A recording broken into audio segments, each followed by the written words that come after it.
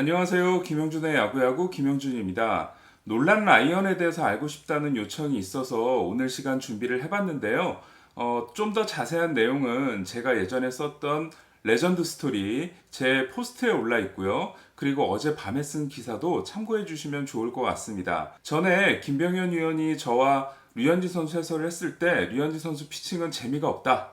박찬호 선배가 쫄깃하니 재미있다라는 재밌는 이야기를 한 적이 있는데 그 기준으로 따지면 메이저리그 역대 가장 큰 재미를 준 선수는 바로 놀란 라이언이 아닌가 싶습니다. 제키 로빈슨을 제외하면 유일하게 세 팀에서 영구 결번을 가지고 있는 선수죠. 에인절스에서 30번, 그리고 애스트로스와 레인저스에서 34번이 영구 결번으로 정해져 있는 선수인데요. 무려 27시즌 동안 5,386이닝을 던진 것도 놀랍지만 5,714개의 탈삼진 그리고 2,795개의 볼넷 역시 2위 선수와 압도적인 차이로 1위를 기록을 하고 있습니다. 볼넷으로 위기를 자초하다가도 탈삼진으로 극복하는 모습이 팬들에게 짜릿함을 주기에 충분했죠.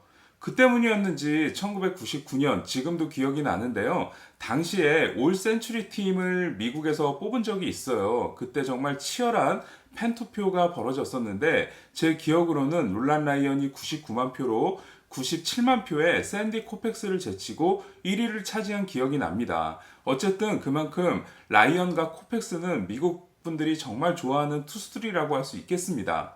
라이언은 통산 11개의 탈삼진 타이틀을 따는 반면에 평균 자책점 1위는 딱 2번 했고요. 다승 1위는 한 번도 없었습니다. 그리고 사이영상도 수상을 하지 못했죠. 하지만 노히터 경기를 무려 7번 했는데요.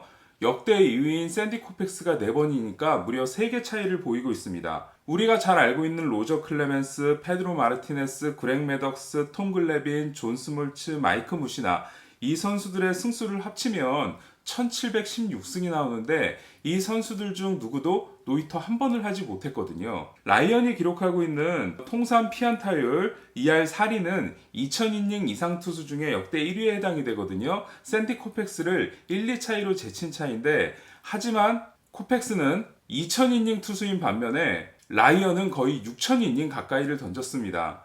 더 놀라운 건 라이언이 기록한 7번의 노히터 경기 중에 2번을 만 43세와 44세 시즌에 만들어냈다라는 건데요. 또 만 42세 시즌에 6번째 300 탈삼진 시즌을 만들어냈고요. 만 44세 때는 11번째 탈삼진 왕도 차지를 했습니다. 제구가 뛰어난 투수가 아니었기 때문에 투구수도 정말 대단히 많았는데요. 얼마 전에 미 현지에서 이런 트윗이 뜬 적이 있어요. 1974년 6월 15일 보스턴전에서 놀란 라이언이 13이닝 8피안타 3실점 경기를 하면서 볼넷 10개를 내주고 탈삼진 19개를 기록한 적이 있었는데요. 이날 경기 라이언의 투구수가 무려 235개였습니다. 또 라이언은 1989년 그러니까 만으로 42살 때 9월 13일 경기에서 8이닝 던지면서 164구를 던진 적이 있거든요. 그만큼 현대 기준으로 보자면 정말 믿기지 않는 투구수를 기록한 선수가 바로 또 라이언이었습니다.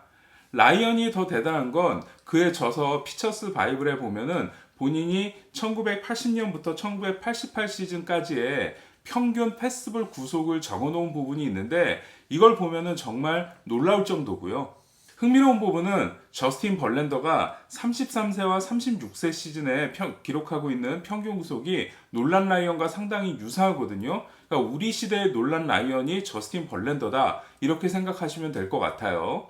라이언은 그 기간 동안 1회, 2회보다 8회, 9회 평균 구속이 더 잘 나오는 그런 또 대단한 모습까지 보여줬습니다. 그만큼 스태미너의 화신, 체력의 화신이었다고 할 수 있는데요.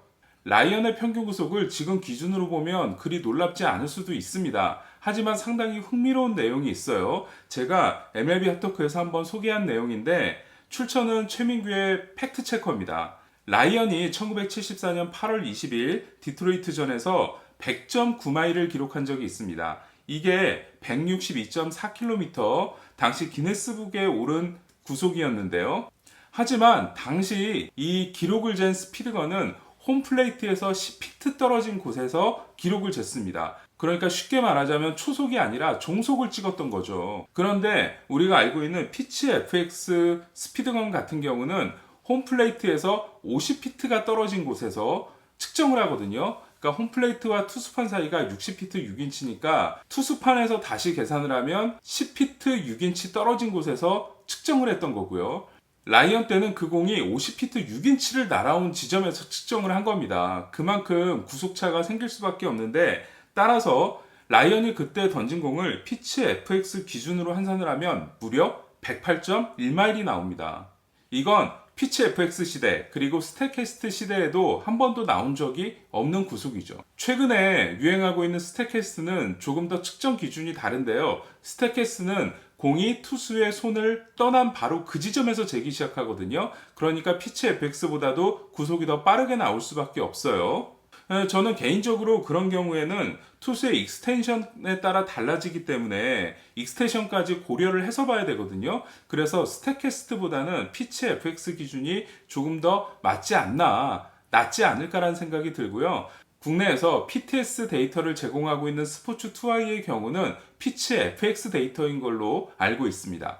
놀란 라이언은 매치에서는 탐 시버의 그늘에 가려져 있었는데요. 하지만 1972년 에인절스로 이적하면서부터 본격적으로 실력 발휘에 나섭니다.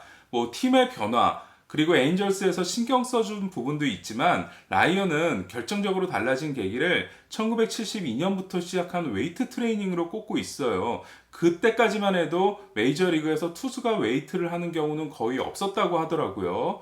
어쨌든 라이언은 정말 무시무시한 훈련량을 자랑을 했는데요. 본인이 선발 등판을 한 당일에도 자전거를 2시간 정도 타고 퇴근을 했다고 하고요. 선발 등판을 하지 않는 나흘 중 사흘은 계속해서 체력 훈련을 이어나갔다고 합니다. 지금까지 제가 봐왔던 투수들 중에 랜디 존슨, 페드로 마르티네스, 정말 외계인이 아닐까 싶었던 선수들이 있었지만 개인적으로 놀란 라이언이 던지는 거는 보질 못했거든요. 하지만 진정한 외계인은 놀란 라이언이 아닌가 싶습니다.